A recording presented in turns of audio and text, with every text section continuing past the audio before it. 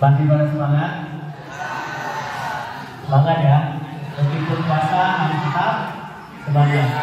Oke, terima kasih kepada Kiai Haji Ustadz Nurholis yang telah memberikan saya kesempatan untuk mengisi materi di kegiatan pesantren Hilal Ramadan di Tanjung Pinang.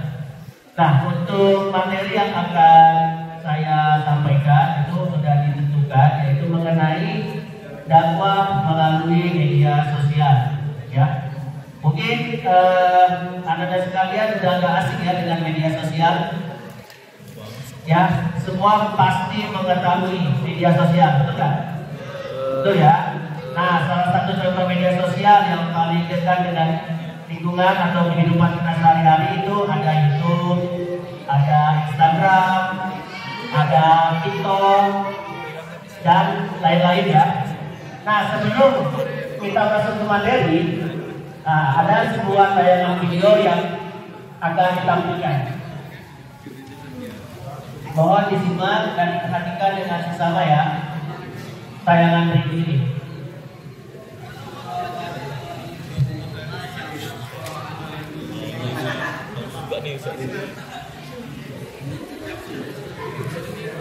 Pakai mic.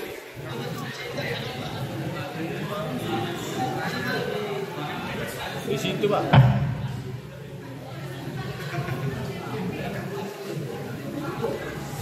Jangan takut dengan manusia, karena manusia itu perhatikan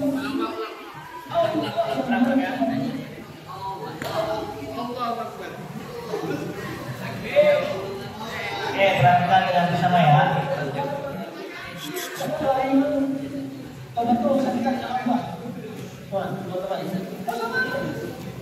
Jangan takut dengan manusia, karena manusia tidak melihat informasi. Allah yang menentukan. Pernah mabuk, pernah zina, pernah bunuh orang. Pengen tahu nggak sih? Aku bisa berpikir bagaimana boleh hidup ini. Yang menentukan kita Allah. Hati-hati kalau kamu datang. Datangnya selalu menampak seseorang yang juga dia nggak tahu seorang itu soleh, tapi tahu. Makanya ketika seorang itu apa yang hidup soleh, kita tahu kan yang hidup dia. Kelompok kecil ada yang soleh.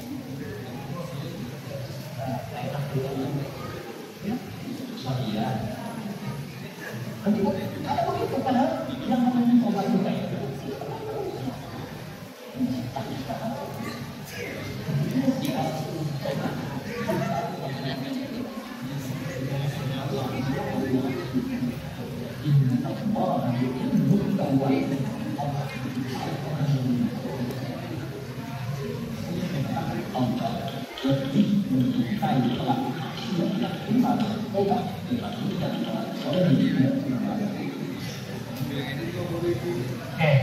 Itu adalah sedikit tayangan.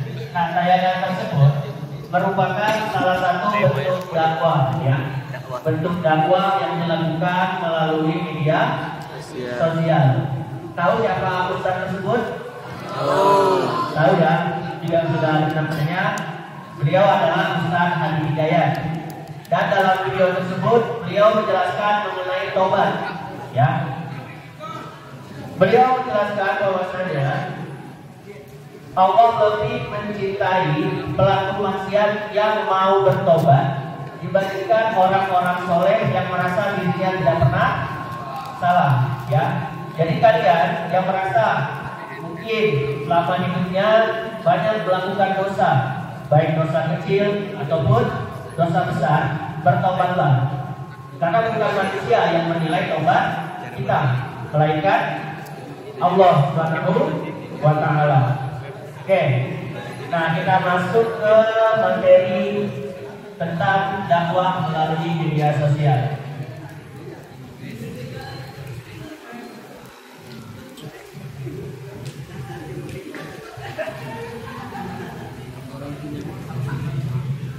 Nah, judulnya mengembangkan dakwah di media sosial. Nah, itu adalah beberapa contoh media sosial yang mungkin sudah tidak asing lagi ya.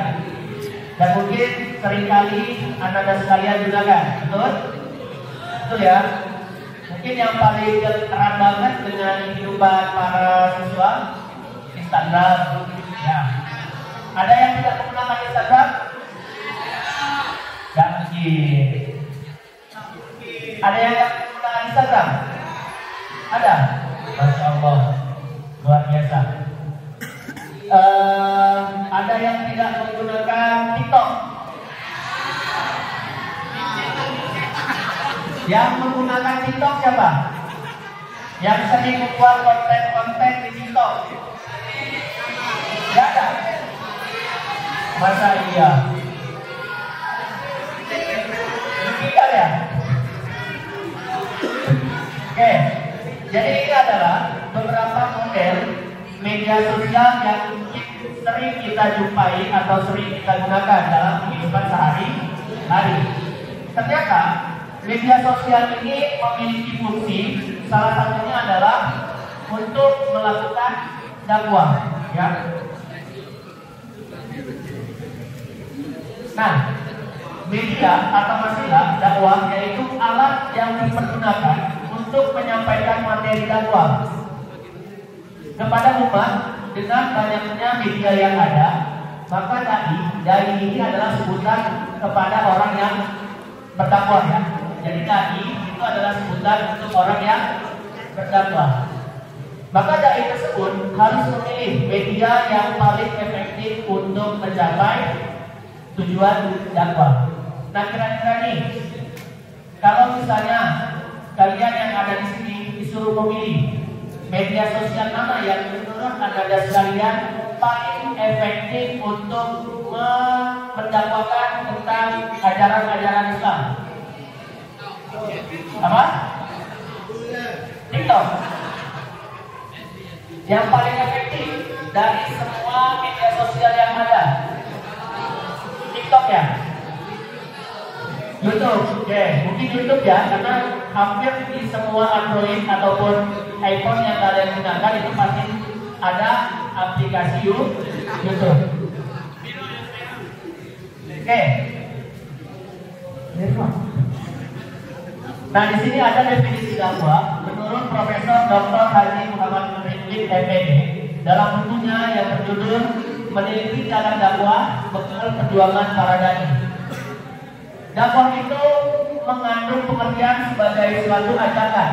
Jadi dakwah itu adalah suatu bentuk ajakan, baik dalam bentuk tulisan melalui perkataan, tulisan yang tertulis, tingkah laku dan sebagainya yang dilakukan secara sadar, ya, dan berencana dalam usaha mempengaruhi, berencana dalam usaha mempengaruhi orang lain, baik secara individu atau per orang maupun ke kelompok, agar timbul dalam dirinya suatu pengertian, kesadaran, sikap, penghayatan, serta pengamalan terhadap ajaran agama sebagai pesan yang disampaikan kepadanya dengan tanpa adanya unsur-unsur paksaan. Oke, jadi kalau misalnya kita sederhanakan, dakwah itu adalah suatu ajakan untuk berbuat kebaikan atau mengintrospeksi diri, seperti itu. Nah, secara umum dakwah itu bertujuan untuk memanggil manusia kembali pada syariat atau hukum-hukum agama supaya dapat mengatur dirinya sesuai dengan ketentuan agama. Jadi tujuan dakwah itu memanggil manusia kembali ke syariat-syariat atau hukum-hukum agama. Dakwah juga bertujuan untuk mempertegas fungsi hidup manusia di muka bumi, yang tidak lain adalah untuk menyembah Allah Subhanahu wa Ta'ala. Jadi dakwah juga bertujuan, ya, kita ini apa sih? Kita ini diciptakan oleh Allah untuk apa? Selama di bumi kita itu harus melakukan apa? Jawabannya sederhana, yaitu bertakwa kepada Allah Subhanahu wa Ta'ala. Nah, menurut Haji Awaludin Pimai dalam bukunya yang berjudul Metodologi Dakwah halaman 35 sampai 38 menyebutkan bahwa tujuan dakwah dapat dirumuskan ke dalam 3 bentuk, ya. Jadi menurut Haji Awaludin Pimai, tujuan dakwah itu bisa diklasifikasikan menjadi 3 bagian. Yang pertama, tujuan praktis. Yang kedua, tujuan realistis. Dan yang ketiga, tujuan idealis. Nah, apa maksud dari tujuan praktis? Praktis itu kan sederhana, ya. Sederhana. Tujuan sederhananya apa? Membuat manusia, mengajak manusia yang sudah terjun ke dalam zaman kegelapan mengarah ke zaman yang terang benderang. Itu tujuan sederhana dari dakwah. Membuat manusia kembali ke jalan yang seharusnya, jalan yang diridhoi oleh Allah. Itu tujuan praktis. Tujuan realistis itu apa yang kita inginkan atau apa yang dari seorang pendakwah itu inginkan. Mereka menginginkan manusia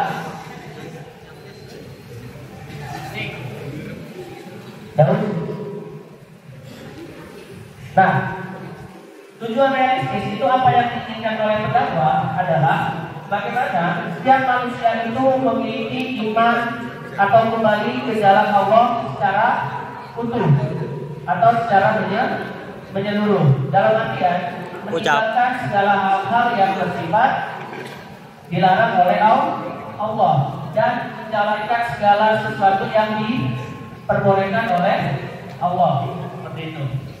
Nah, itu adalah 3 tujuan dari dakwah.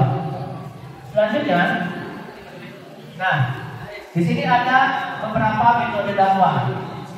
Metode dakwah itu adalah suatu cara terencana dan sistematis yang digunakan seorang dai agar aktivitas dakwahnya tercapai sesuai dengan tujuannya.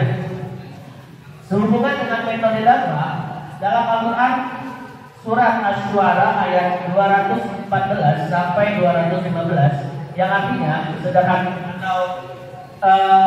sederhananya arti dari surat tersebut, dakwahlah, sampaikanlah, ajaklah orang-orang terdekat kamu terlebih dahulu, kerabat-kerabat kamu. Jadi kalau kita mau melakukan suatu penyiaran agama Islam, lakukanlah kepada orang-orang terdekat dahulu. Misal, di sini ada Rehan. Rehan ini mau berdakwah, mau mengajak teman-temannya ke arah kebaikan. Yang dilakukan oleh Rehan ini yang pertama kali adalah bagaimana caranya Rehan bisa mengajak keluarganya itu menuju ke arah kebaikan. Setelah keluarganya ke lingkungan atau ke teman-temannya, seperti itu. Nah, ini adalah 3 metode dakwah yang dilakukan oleh Rasulullah dalam menyiarkan agama Islam ketika Islam baru turun. Yang pertama ada metode hikmah, yang kedua ada metode mau'izatul hasanah, dan yang ketiga ada metode al-mujadalah.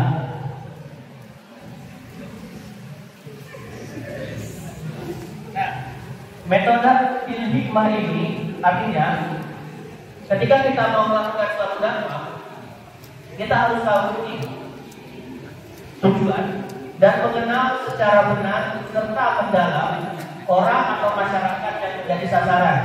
Jadi sebelum kita melakukan dakwah di suatu tempat, kita harus pahami dulu karakteristik orang-orang yang ada di sekitar sana. Jangan sampai nanti ketika kita melakukan dakwah, ternyata kita tidak diterima dengan baik. Jadi kita harus pahami dulu karakter orang-orang yang ada di sana. Yang kedua, metode mau'izatul hasanah. Jadi dakwah yang kita lakukan ini, bagaimana caranya kita memberikan teladan yang positif, memberikan pelajaran yang positif terhadap orang-orang yang menjadi sasaran dakwah kita. Misalnya ada Ihsan, ada Bang Ihsan yang namanya ya. Bang Ihsan ini mau melakukan dakwah. Nah, bagaimana caranya Bang Ihsan ini membuat orang-orang yang ada di sana, tempat Bang Ihsan berdakwah ini, mengikuti apa yang dilakukan, hal-hal positif apa yang dilakukan oleh Bang Ihsan. Misalnya, contoh, Bang Ihsan ini sholat tidak pernah lalai, dalam artian selalu tepat waktu. Bagaimana caranya Bang Ihsan mengajak kalian yang ada di rumah Bang Ihsan untuk mengikuti apa yang beliau kerjakan, sholat tepat waktu, seperti itu. Dan yang ketiga, metode al-mujadalah. Nah, ini lebih ke arah bagaimana munculnya diskusi, ya, tukar pikiran. Jadi kalau misalnya ketika kita mau berdakwah di satu tempat tersebut ternyata tidak menyukai apa yang akan kita sampaikan, kita jangan marah. Kita coba ajak diskusi untuk menemukan titik temunya, seperti itu. Dan ketiga metode dakwah ini merupakan metode dakwah yang dilakukan oleh Rasulullah ketika menyiarkan agama Islam di Arab sana, seperti itu. Oke, selanjutnya beberapa alasan mengapa media sosial menjadi media efektif dalam mengembangkan atau menyiarkan dakwah. Yang pertama, bersifat universal. Dalam artian tidak mengenal tempat dan waktu. Kapanpun, dimanapun, siapapun bisa melakukannya. Seperti itu. Yang kedua, dapat membuat atau mengemas informasi menjadi lebih menarik dan dapat punya karena adanya ilustrasi. Yang ketiga, informasi dapat dengan mudah dibagikan, tinggal klik share, bisa dibagikan ke banyak orang. Yang keempat, hampir setiap orang memiliki media sosial yang mana jangkauan penyampaian informasinya dapat dipertimbangkan. Jadi penyampaian informasi melalui media sosial ini bisa mencakup satu Indonesia, bahkan satu dunia. Misalnya nih, ada keluarga kita di kampung yang mungkin dalam tanda kutip sudah keluar dari yang seharusnya. Bagaimana kita mencoba mengajak orang-orang yang sudah keluar dari jalur tersebut kembali ke jalan Allah dengan misalnya contoh mengirimkan video, mengirimkan kata-kata dan lain-lain. Jadi penyampaian melalui media sosial itu bisa mencakup atau cakupannya luas. Nah ini adalah beberapa contoh ustadz-ustadz yang melakukan dakwah melalui media sosial. Ada Ustadz Hanan Ataki, ada Ustadz Edi Effendi, dan juga ada Kamal Saleh. Ya, tahu Kamal Saleh? Tahu? Gaya apa? Kamal Saleh ini adalah seorang yang terkenal di Australia. Dia juga sering melakukan atau membuat konten-konten yang mengajak kita ke arah kebaikan. Nah, jadi materi tentang dakwah melalui media sosial tadi cukup sekian. Nah, ada satu ayat, satu hadis ya, hadis riwayat Bukhari. Balagu ani walau ayat, sampaikanlah darimu walau satu ayat. Jadi kalau misalnya ada di antara kalian yang melihat teman, keluarga, ataupun siapapun itu yang ternyata tidak sesuai dengan ajaran Islam atau tidak menyimpang, kalian perlu meluruskan, ya. Meskipun kalian bukan siapa-siapa, tapi ketika kalian menyampaikan informasi itu harus sesuai atau jangan sampai salah tafsir. Jadi kalau misalnya kata Al-Quran A, ya harus A. Jangan kata Al-Quran A tiba-tiba kalian melencengkan jadi B, seperti itu. Oke ya. Jadi cukup sekian materi mengenai media dakwah, dakwah melalui media sosial. Nah, kemudian supaya ada kegiatan, nanti tiap kelas ya, per kelas saja, per kelas harus membuat 5 dakwah melalui media sosial. Satu kelas 5 ya. Satu kelas buat 5. Nanti dikumpulkan. Nah, pengumpulannya bisa melalui video ataupun quotes ya. Quotes mungkin nanti kalau di Instagram atau TikTok atau Capcut ya, itu kan bisa diedit ya. Nah, nanti kalian bisa membuat itu dan dikumpulkan. Kita sampai setengah 12. berarti masih ada waktu sekitar setengah jam. Bang rasa ini cukup waktunya untuk membuat sebuah dakwah. Jadi kalian bisa membuat dakwah dalam bentuk video singkat, atau kata-kata mutiara atau kata-kata yang bersifat mengajak seseorang ke arah kebaikan. Satu kelas minimal 5, boleh lebih, ya terserah. Mau satu kelas itu buat semua boleh. Tapi yang wajibnya satu kelas itu buat 5. Paham? Paham? Paham ya? Oke, jadi sekarang kalian boleh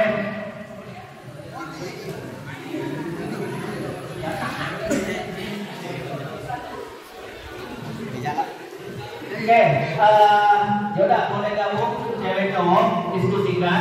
Yang penting kalian buat di 5 bentuk dakwah. Oke, bisa ya? Jam 11.25 sudah harus dikumpulkan, ya. Oke, bisa? Bisa, oke. Terima kasih atas perhatiannya. Bapak ini, assalamualaikum warahmatullahi wabarakatuh.